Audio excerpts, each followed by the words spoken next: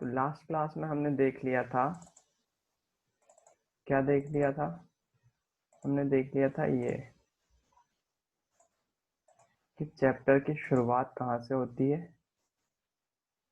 साथ साथ में कितने टॉपिक हैं। तो देखा था भूमिका, अपरिमेय संख्याएं, वास्तविक संख्या, उनके दशमलव प्रसार, संख्या रेखा पर वास्तविक संख्याओं का निरूपण, वास्तविक संख्याओं का धीरे धीरे अपन सीख रहता है हर एक बात। पहले अपन ने जो है वो स्टार्टिंग देख लिया, तो मैंने आपको बताया था ये वाली इमेज को आप अपने दिमाग में बसा लीजिए। ये वाली इमेज को जो है वो बहुत सारे क्वेश्चन जो है वहां पर बनेंगे। मैथ में जो संख्याएं होती हैं वो दो तरह की होती हैं। एक रियल नंबर यानी कि वास्तविक संख्याएं, और दूसरा होती है काल्पनिक संख्याएं जो कि आयोटा के फॉर्म में होती हैं। उसके बारे में मैंने थोड़ा सा ब्रीफ किया था आपको आखिरी क्लास में, आयोटा क्या होता है। उसके बाद यदि मैं वास्तविक संख्याओं की बात करूं तो वास्तविक संख्याएं फिर से दो तरह की होती हैं, परिमेय संख्याएं और अपरिमेय संख्याएं, है ना। फिर उसके बाद अपरिमेय संख्याओं के उदाहरण क्या है? पाई, √2, √3, √5, 0.1111 एक्सेट्रा एक्सेट्रा, है ना। जीरो दशमलव में जो आती हैं वो भी अपरिमेय संख्याएं कहलाती है। इसके बाद क्या, इसके बाद लिखा हुआ है परिमेय संख्या जो है वो उसके अंतर्गत आते हैं पूर्णांक, वो पूर्णांक के अंतर्गत आते हैं पूर्ण संख्याएं, और पूर्ण संख्याओं के अंतर्गत आती हैं प्राकृतिक संख्याएं। तो सबसे पहले हम बात करें प्राकृतिक संख्याओं की, तो प्राकृतिक संख्याएं कितनी है? 1 से लेकर अनंत तक। फिर उसके बाद पूर्ण संख्याओं की बात करें तो ये 0 से स्टार्ट होती है। मतलब क्या, इन पूर्ण संख्याओं के अंतर्गत ही तो आती है प्राकृतिक संख्या। देखो 1 2 3 4 5 इसमें भी उपस्थित है, जाहिर सी बात है, इसलिए हमने इसको क्या बनाया, पूर्ण संख्याओं के अंदर प्राकृतिक संख्याओं को बनाया। फिर उसके बाद पूर्णांक के अंदर क्या आती है? पूर्णांक के अंदर देखो आप, पूर्णांक के अंदर जो है वो पूर्ण संख्याएं आती हैं। तो पूर्णांक के अंदर ये 0 1 2 3 ये भी आ रहा होता है, इसलिए हमने इसको कहाँ लिखा है? पूर्णांक के अंदर लिखा हुआ है पूर्ण संख्याओं को। फिर उसके बाद परिमेय संख्या की बात करें यदि, तो परिमेय संख्या कहाँ आ रही है? परिमेय संख्या के अंतर्गत ये तीनों आ रही है। कौन कौन सी? पूर्णांक, पूर्ण संख्याएं और प्राकृत संख्याएं, है ना। तो ये सब चीज, इस चीज को आपको याद रखना पड़ेगा। इस चीज के बारे में अपने लास्ट क्लास में चर्चा कर ली। तो उसके बाद परिमेय संख्याएं किसको बोलते हैं? परिमेय संख्या ऐसी संख्याएं होती है जिनको p/q के रूप में लिखा जा सकता है, जहां p और q क्या होते हैं? पूर्णांक होते हैं, और q does not equal to 0 होता है ना। q किसके बराबर नहीं होना चाहिए? 0 के बराबर नहीं होना चाहिए। ये पूर्णांक, पूर्ण संख्या, प्राकृत संख्या कोई भी हो सकती है, तीनों चीज हो सकती है। उसके बाद बात करें यदि परिमेय संख्याओं को अद्वितीय निरूपण नहीं हो सकता, मतलब एक जैसा निरूपण नहीं, 1/2 को हम 4/8 भी लिख सकते हैं, ये 10/20 भी लिख सकते हैं। उसका मतलब भी क्या होगा? 1/2। इसके बारे में भी चर्चा कर ली थी अपन ने। दो परिमेय संख्याओं के बीच अपरिमित रूप से अनेकों अपरिमेय संख्या होती है। तो अपन ने याद पिछली क्लास में होमवर्क भी दिया था आपको, बहुत सारे बच्चों ने सॉल्व भी किया। धन्यवाद सॉल्व करने के लिए, या फिर हल करने के लिए। आपको ही फायदा होगा उस चीज का। जिन्होंने नहीं करा उनको करना चाहिए था, है ना। अगर नहीं करा तो इस बार आज का जो वर्क मिले वो करिएगा। तो जो आज शुरू करने वाले हैं बात, अपन इसी के आगे शुरू करने वाले हैं। तो लास्ट क्लास में अपन ने देख लिया दो परिमेय संख्याओं के बीच में अपरिमित रूप से अनेकों संख्याएं हो सकती हैं। आगे बढ़े उससे पहले अपन होमवर्क की बात कर लेते हैं। कुछ ने जो है वो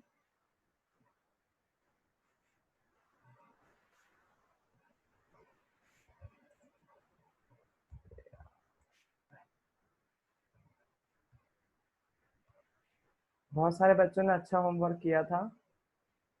उसी की बात, थोड़ी सी बात कर लें कि किस बारे में चर्चा कर रहा हूँ मैं।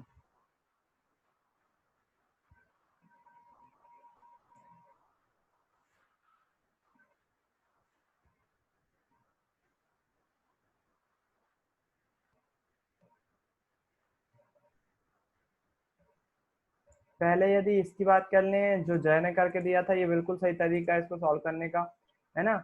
आपको रोटेट करना पड़ रहा होगा हो सकता है फोन, लेकिन आप समझ सकते हो इसको। 3/5 और 4/5 के जो बीच में जो अपरिमेय संख्या ज्ञात करनी थी, वो कितनी ज्ञात करनी थी? 6 ज्ञात करनी थी। 5 + 1 करा, 6 कर लिया इन्होंने। और 6 करने के बाद क्या करा? इसको 3/5 लिखा था ना, 3/5 में दोनों ही अंश और हर तीन में, दोनों में काय का मल्टीप्लाई कर दिया? 6 6 का मल्टीप्लाई कर दिया, यानी कि 6 × 18, 6 × 5 = 30। ऐसे 4/5 में भी क्या कर दिया? 6 का मल्टीप्लाई कर दिया, 6 को 24, 6 × 5 = 30। अब जिस दो संख्याएं जो आई हैं अपने पास, इन दोनों के बीच कितनी संख्या ज्ञात कर सकते हैं अपन? 5 प्राकृतिक संख्या ज्ञात कर सकते हैं। उदाहरण के लिए एक बार फिर से देख लो, मैं आपको इसी तरह का सवाल दूसरी तरह से करके बता देता हूँ। यदि आपसे बोला जाए, कि आपको 3/4 और 5/4 के बीच 4 परिमेय संख्या ज्ञात करना है। कितनी? 4 परिमेय संख्या ज्ञात करना है। 4 परिमेय संख्या ज्ञात करना है। अपन क्या करेंगे, 4 + 1 कर लेंगे, यानी कि ये कितनी हो जाएगी, 5 हो जाएगी। बिल्कुल। अपन क्या करेंगे, अंश और हर में 5 5 का मल्टीप्लाई कर देंगे। 5 का मल्टीप्लाई इसमें 3 के साथ करेंगे तो कितना हो जाएगा, 15। 5 दिया 15, और नीचे करेंगे 4 के साथ तो 5 चौको 20, और इसके साथ मल्टीप्लाई करेंगे तो ये कितना हो जाएगा, 5 25, और नीचे 5 चौको 20। अब हम इधर से लेकर इधर तक जो है वो 4 संख्या लिख सकते हैं जो कि परिमेय संख्या होंगी। 15 के बाद किससे लिखना है हमको, 16/20, 17/20,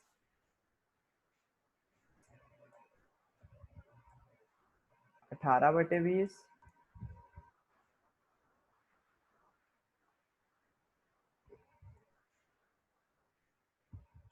ये ज्यादा क्यों आ रही हैं, 19/20,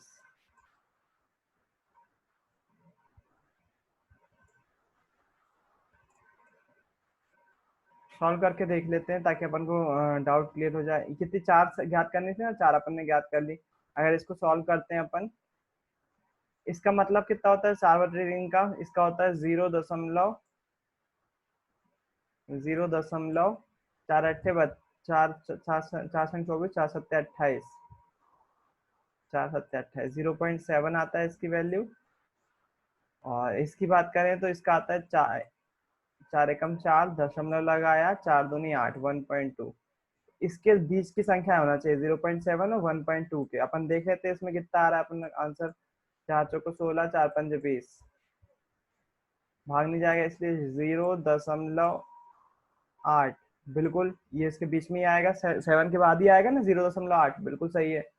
अगर हम 19.20 की बात करें तो ये आएगा 0.20 का पहाड़ा पड़ेंगे तो लगभग ये 9 बार जाएगा, 0.9। ये देखो 0.8 से लेकर 0.9 तक आ रहा है, बिल्कुल सही है। अपना आंसर इसी के बीच में आ रही है ना, 0.7 से 1.2 के बीच में आ रही है संख्याएं, तो अपना आंसर बिल्कुल सही है। अपन और भी संख्याएं लिख सकते हैं इनके बीच में। मेरे ख्याल से आपको समझ में आ गया होगा। ये वाला तरीका जो है वो पिछली बार रह गया था। दो परिमेय संख्याओं, जब आंसर हर के बैठे में हो तो कैसे ज्ञात कर सकते हैं परिमेय संख्या, इजी था, कुछ भी नहीं था। इसके बाद आज क्या देखने वाले हैं अपन, बुक पर आ जाते हैं। ये अपन चर्चा कर चुके थे, किन्हीं दो दी हुई परिमेय संख्याओं के बीच अपरिमित रूप से अनेकों परिमेय संख्याएं होती हैं। इसके बारे में चर्चा कर चुके थे अपन, है ना। फिर उसके बाद क्या करते हैं अपन, ये वाली प्रश्नावली सॉल्व कर ली अपन ने, पूरी हो गई लगभग। ये वाला क्वेश्चन बाकी था, तो अभी ये वाला जो है वो मैंने बता दिया आपको कैसे करना है ना। बन जाएगा ना सभी से। किसी को दिक्कत हो तो अभी बोल दे, मैं फिर से बता दूंगा ये वाला क्वेश्चन सॉल्व करके। किसी को कोई परेशानी? माइक खुले हुए हैं आपके, आप खोल के बोल सकते हो। अगर ये वाला सवाल तीसरा वाला समझ में नहीं आया है तो मैं बता दे रहा हूँ फिर से।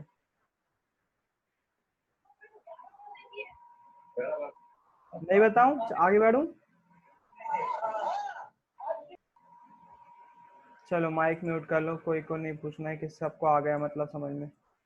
अगला देखें, यदि अगला जो अपनी टॉपिक है वो है अपरिमेय संख्याएं। तो अपरिमेय संख्या क्या होती है? अपरिमेय संख्याएं ऐसी संख्याएं होती हैं जिनको पी अपन क्यू के रूप में नहीं लिखा जा सकता है ना। ऐसी संख्याएं जिनको पी अपन क्यू के रूप में नहीं लिखा जा सकता है, वो पी अपन क्यू के रूप में नहीं लिख सकते हैं, वैसी संख्या अपरिमेय संख्या कहलाती है। अपरिमेय संख्या के उदाहरण क्या है? अपरिमेय संख्या का उदाहरण है √2, √3, √5। ये रूट समझते हो आप क्या होता है? इसको हिंदी में करनी बोलते हैं, करनी, है ना। इंग्लिश में क्या बोलते हैं, रूट बोलते हैं। इसका मतलब क्या होता है? इसका मतलब होता है 2 की घात है 1/2। 2 की घात कितनी, 1/2। ऐसे ही √3 का मतलब क्या है, 3 की घात है 1/2। 5 √5 का मतलब क्या है, 5 की घात है 1/2। इसका मतलब ये होता है ना।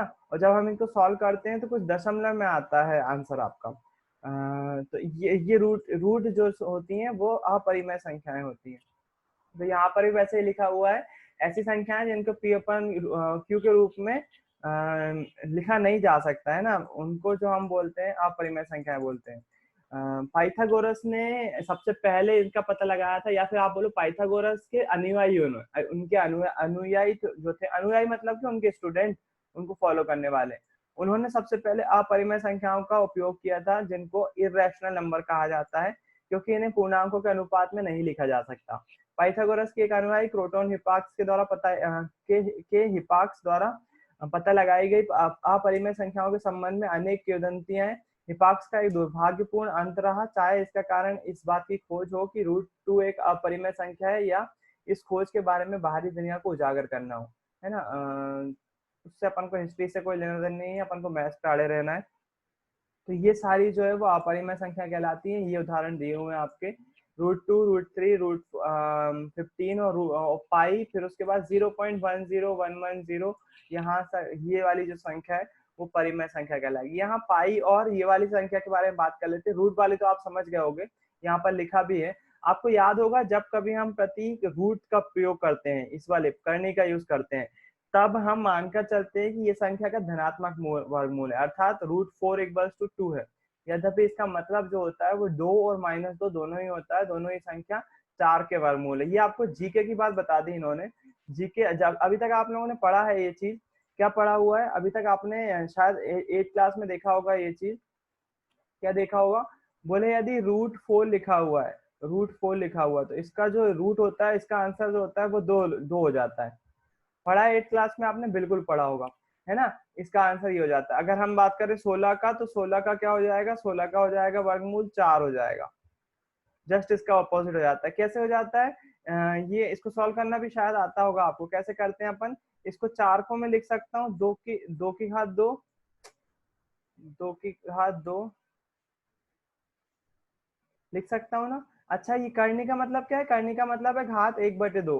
2 की घात 2 तो थी, और करने का मतलब क्या है, 1/2, यानी कि इधर मल्टीप्लाई में क्या है, 1/2 भी है। ये 2 से 2 कट जाएगा, बचेगा क्या, 1। 2 की घात 1 यानी कि 2। इसलिए ये √4 को हम क्या लिख सकते हैं, 2 लिख सकते हैं, है ना। लेकिन यहाँ पर एक झोल है, यहाँ पर झोल ये है कि अपना आंसर √4 का 2 जरूर आता है, लेकिन ये प्लस और माइनस दोनों होते हैं। इसका आंसर जो है वो केवल +2 नहीं होता है, इसका आंसर +-2 होता है। मतलब इसका आंसर एक, इसका जो रूट होगा, इसका जो √4 का जो आंसर होगा वो एक +2 होगा और एक -2 होगा। हम केवल +2 पे ही फोकस करते हैं मैथ्स में, मैग्नीट्यूड के कारण से, इसलिए माइनस नहीं लेते हैं, है ना। अर्थात मतलब क्या, जैसे मान लीजिए √16 लिखा हुआ है, √16 लिखा हुआ है, तो √16 का जो रूट होंगे, मतलब जिससे मिलकर बना हुआ है, आप इसका आंसर कितना लिखते हो, 4 लिखते हो ना। लेकिन वो 4 गलत है, वो एक प्लस में 4 है और एक माइनस में 4 है। या फिर हम इसी चीज को अगर 2 बार नहीं लिखना है हमको, तो हम ऐसा लिख सकते हैं +-4। ये आपको बहुत आगे की बात है, आपके यहाँ चैप्टर में इसका यूज नहीं होगा, इस चीज का यूज नहीं होगा यहाँ इस चैप्टर में। लेकिन हाँ, आगे आपको कहीं ना कहीं 10th में भी यूज करना पड़ेगा थोड़ा बहुत, और 11th-12th में तो करना ही पड़ेगा, 100% है। तो ये चीज जो है वो आपको मालूम होना चाहिए।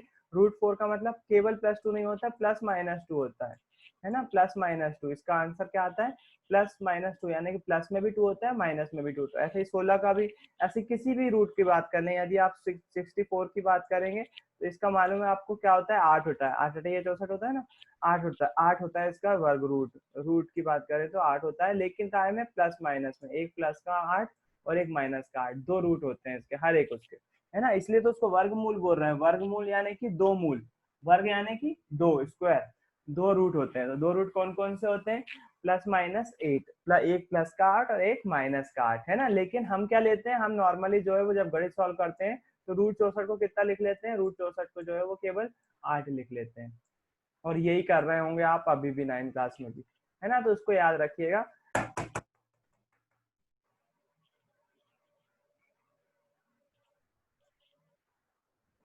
ये रूट के बारे में बात हो गई। इसके बाद यदि मैं बात करूं आपसे आगे की, तो पाइथागोरस के अनुयायियों ने सिद्ध किया कि √2 एक अपरिमेय संख्या है। बाद में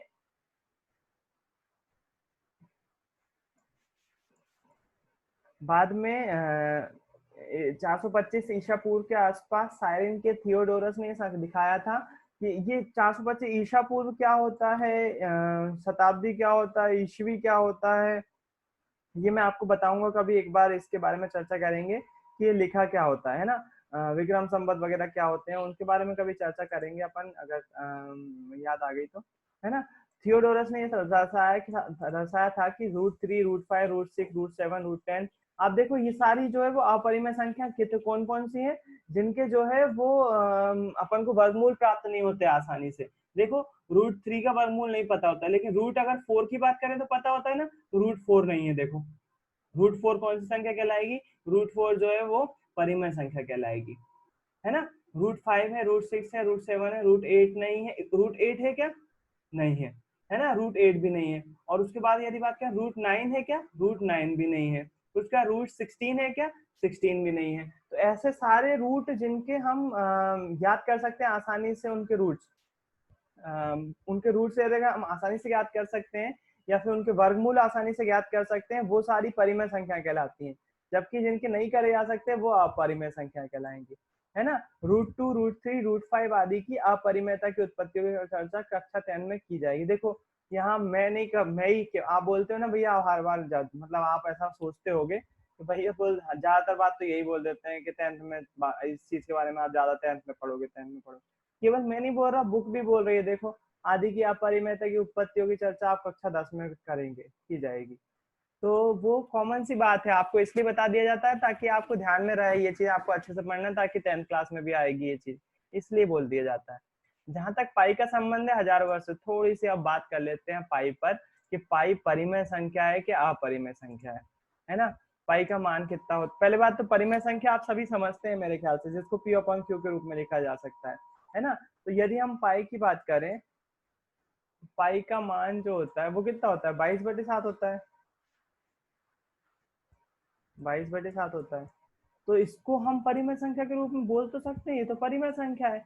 फिर उसके बाद इसको हम अपरिमेय क्यों बोलते हैं, मालूम है आपको।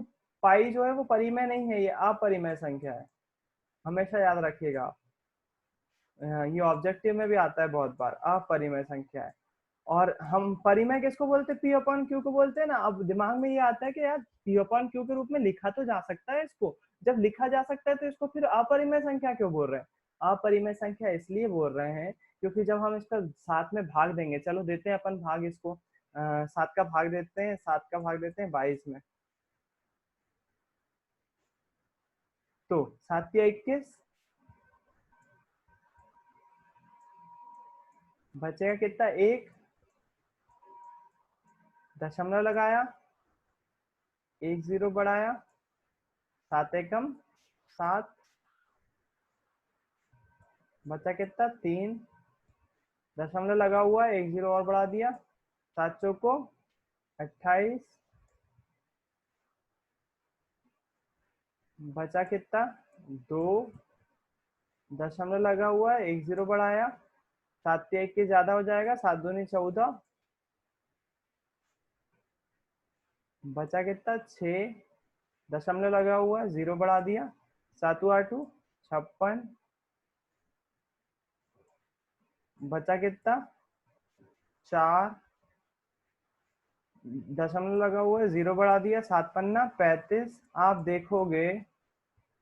देखोगे पाई एक ऐसा नंबर है, पाई एक ऐसा नंबर है जिसको अगर हम भाग दें तो दशमलव के बाद नंबर रिपीट नहीं होते, ना ही शेषफल शून्य होता है। यहाँ पर जीरो हो जाएगा तो हम भाग बंद कर देंगे, लेकिन पाई में जीरो आते ही नहीं है, संख्या लगातार चलती रहती है, चलती जाती, चलती जाती है।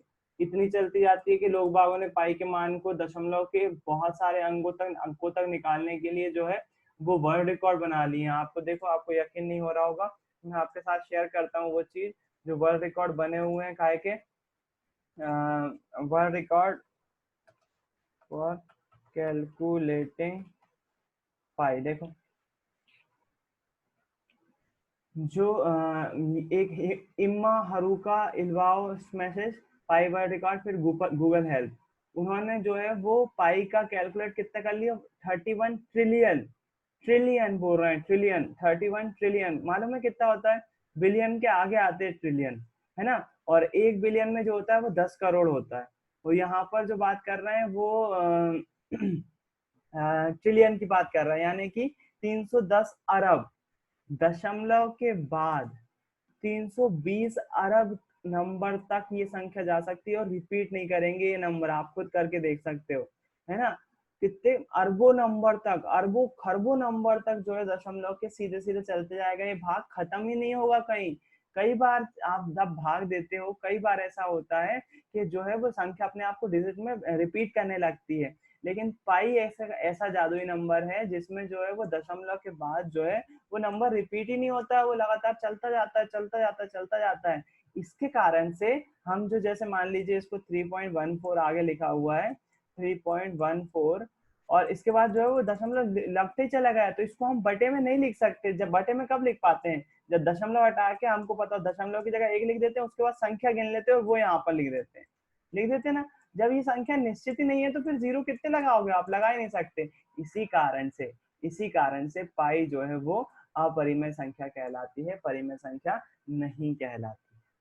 तो मेरे ख्याल से आपको समझ में आ गया होगा पाई का कॉन्सेप्ट। पाई जो है वो कैसी संख्या है, अपरिमेय संख्या है। क्यों? क्योंकि इसको पी अपॉन क्यू के रूप में लिखना पॉसिबल नहीं है। ठीक है, मेरे ख्याल से बात क्लियर हो गई होगी मेरी, क्या बोलना चाह रहा था मैं। पाई जो है वो कैसी है, एक परिमेय संख्या नहीं है, अपरिमेय संख्या है। तो मेरे ख्याल से ये क्लियर हो गई होगी बात। अगले क्वेश्चन पे आते हैं अपन। पाई के बारे में बात कर ली हमने। अच्छा, ऐसी कोई भी चीज, जैसे ये वाला अंक देखो 0.101101101110 और डॉट डॉट डॉट आगे बढ़ता हुआ चला जा रहा है यार, ये वाली संख्या, ऐसी संख्या भी अपरिमेय संख्या कहलाएगी, है ना। यदि इस बात को भी समझ लीजिए आप, यदि हम बात करें यहाँ पर एक कोई संख्या है जो कि यहाँ पर ऐसी खत्म होंगी, जैसे मान लीजिए 3.14 लिखा हुआ, बस इतना ही लिखा हुआ है, आपसे पूछा जाए ये परिमेय है क्या अपरिमेय है ना, तो आप क्या बोलोगे? आप इसको बटे के फॉर्म में लिख सकते हो, पी अपॉन क्यू के फॉर्म में लिख सकते हो कि नहीं? बिल्कुल लिख सकते हो। दशमलव हटाया आपने, एक दशमलव लगाया और दो अंक लिखे हुए ना, तो दो जीरो बना दिए, तो ये होता है पी अपॉन क्यू के फॉर्म में। तो ये कौन सी संख्या हो जाएगी? परिमेय संख्या हो जाएगी। जबकि आपको ऐसा दिया हो कहीं, मान लीजिए 3.14871145 डॉट डॉट डॉट ऐसे संख्या आगे बढ़ जाती जा रही है, तो फिर क्या करोगे आप? तो फिर क्या करोगे? तो फिर इसको बोल दोगे भैया ये परिमेय संख्या नहीं है, ये अपरिमेय संख्या है, क्योंकि आगे डॉट डॉट डॉट डॉट लगा हुआ है, संख्या पता ही नहीं चल रहा कहाँ तक गई हुई, तो हम बटे में कितने जीरो लगाएंगे, पता ही नहीं चल पाएगा। इसलिए इस संख्या को हम क्या बोलेंगे? अपरिमेय संख्या बोलेंगे। तो अपरिमेय संख्या आपको समझ में आ गई होगी। उदाहरण, अपरिमेय संख्या के उदाहरण क्या है? अपरिमेय संख्या का सबसे पहला उदाहरण तो है पाई, उसके बाद √2, उसके बाद √3। कौन सा नहीं लिखना है? ऐसा नहीं लिखना है, √4 नहीं होगा इसका उदाहरण, ये गलत हो जाएगा। √9 नहीं लिखना है ना। √7 लिख सकते हो आप, √10 लिख सकते हो, √11 लिख सकते हो, √16 नहीं लिखना है ना, √13 लिख सकते हो, ये सारी चीजें लिख सकते हो। लेकिन ऐसे जो जिनके वर्गमूल ज्ञात हो जाते हैं, जैसे कि हो गया आपका 4 हो गया, 9 हो गया, 16 हो गया, इन सब चीजों को नहीं लिखना है ना। और ये अपरिमेय संख्या का कॉन्सेप्ट हो जाएगा, आपको समझ में आ गया होगा। अब आगे नीचे बात कर रहे हैं, हाँ, वास्तविक संख्याओं की। तो ये चीज मैंने आपको पहले आप बता चुका हूँ, मैं बुक ने आप बताया आपको, मैं आपको यहाँ पर पहले ही बता चुका हूँ कि ये सारी संख्या चाहे परिमेय हो या अपरिमेय हो, दोनों ही काय के अंतर्गत आती है? वास्तविक संख्याओं के अंतर्गत आती है। और इसके अलावा कौन सी संख्या होती है? काल्पनिक संख्या होती है, जो कि हमारे चैप्टर में नहीं है, मैंने बताया था आपको, आयोटा के फॉर्म में होती है ना। तो वो काल्पनिक संख्या होती है, वो हमको अभी यूज ही नहीं करना है। देखना इस वाले डायग्राम से फिर से आपके क्वेश्चन सॉल्व होंगे, अगली प्रश्नावली के भी क्वेश्चन सॉल्व होंगे। देख लेते हैं बात, है ना। संख्या रेखा पर निरूपण करना अपन को इस चैप्टर में सीखना है। तो एक उदाहरण देखो, संख्या रेखा को कैसे, √2 को कैसे प्रदर्शित कर सकते हैं संख्या रेखा पर, है ना। तो अपन पहले सीख लेते हैं √2 को रिप्रेजेंट करना, फिर उसके बाद जो है वो अपन आएंगे किस पर, अगली प्रश्नावली पर आएंगे कि प्रश्नावली क्या बोल रहे हैं। ये है कोई संख्या रेखा, संख्या रेखा जानते हो ना, बीच में शून्य होता है,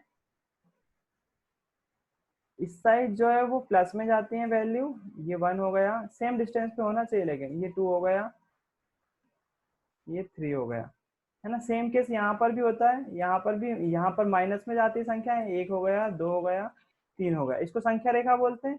ये 1 हो गया, प्लस लगा सकते हो आप चाहो तो +1 +2 +3, फिर उसके बाद -1 -2 -3। किसी पॉइंट को हमको संख्या रेखा पर दिखाना है। मान लीजिए उदाहरण के लिए +3 दिखाना है। +3 आप कहाँ से दिखा दोगे, यहाँ पर दिखा दोगे। बढ़िया है, बिल्कुल आसानी से दिखा सकते हो।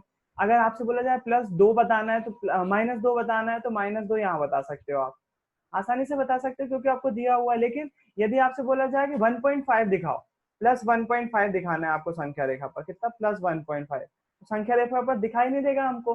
+1.5 बोला है तो 1 और 2 के बीच में ही होगा कहीं, और प्लस लगा हुआ है तो इस साइड ही होगा, तो +1.5 कहाँ होगा, यहाँ कहीं होगा।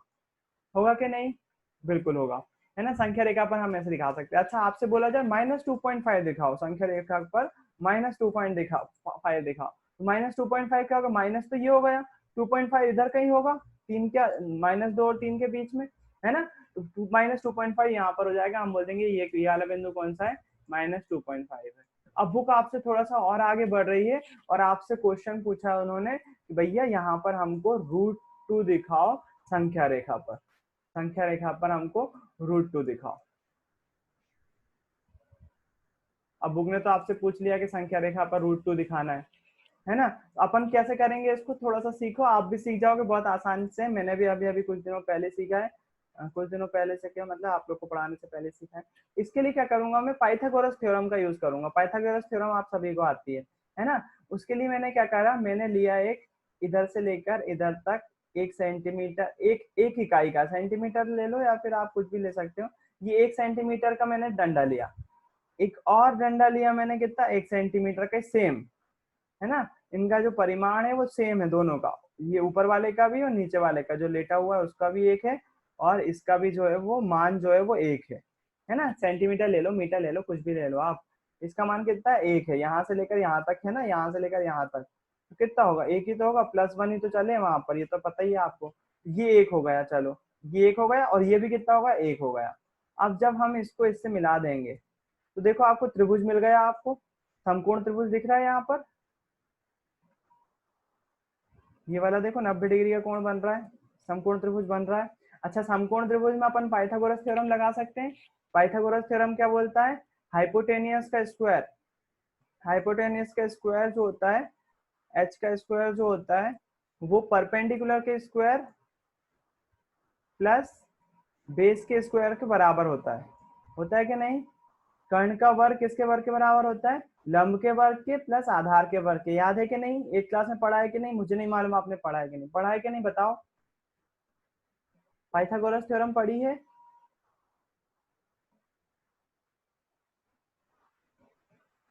आवाज नहीं आ रही मुझे,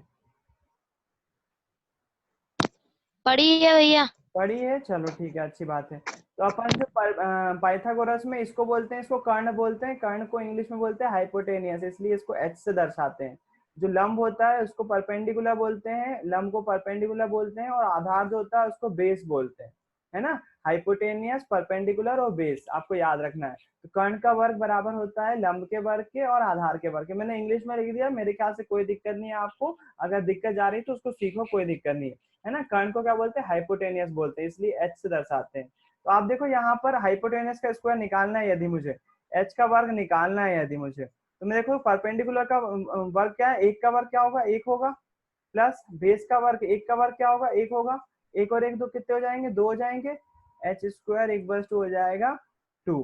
अच्छा, स्क्वायर चेंज होगा तो ये काय में कन्वर्ट हो जाएगा, रूट में कन्वर्ट हो जाएगा। तो हाइपोटेनियस, मेरे पास हाइपोटेनियस की वैल्यू कितनी आएगी, कर्ण की वैल्यू कितनी आएगी, √2, मतलब ये कर्ण की वैल्यू कितनी आ गई, √2, है ना। कोई दिक्कत तो नहीं, मैंने इंग्लिश टर्म का यूज करा तो मेरे ख्याल से दिक्कत नहीं होना चाहिए। कर्ण, लंब और आधार, है ना। आप भी कर सकते हो ये चीज बिल्कुल आसानी से। तो मेरे पास जो कर्ण का वर्ग आ गया, कर्ण की जो वैल्यू आ गई, ये कितनी आ गई, ये आ गई मेरे पास √2।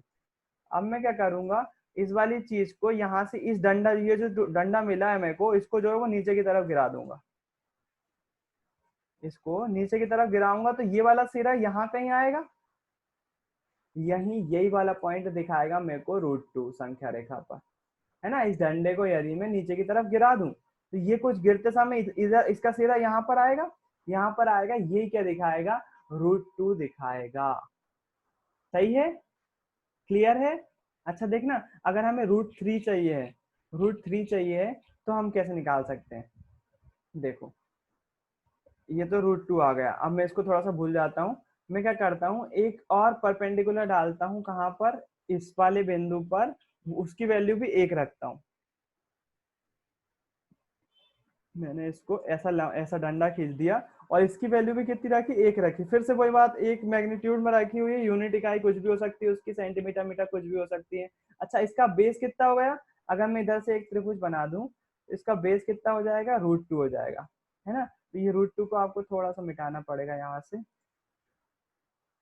√2 अपन ने अभी हाल निकाला ना, इसका मान कितना आ गया था? √2 आ गया था। किसका? इसके हाइपोटेनस का, पहले वाले त्रिभुज के। अब लेकिन हमने एक नया त्रिभुज बना लिया, ये बना लिया। अब नीचे वाला त्रिभुज मत देखो, ऊपर वाला त्रिभुज देखो। तो इसका बेस कितना होगा? √2। इसका लंब कितना होगा? 1 होगा। हाइपोटेनस फिर से ज्ञात करना है, चलो ज्ञात करते हैं अपन। ज्ञात करने के लिए आपको एक बार फिर से जुड़ना पड़ेगा, क्योंकि टाइम हो गया है। एक बार फिर से जुड़ जाओ सभी लोग, अगर मैथ समझ में आ रही है तो फिर से आ जाओ।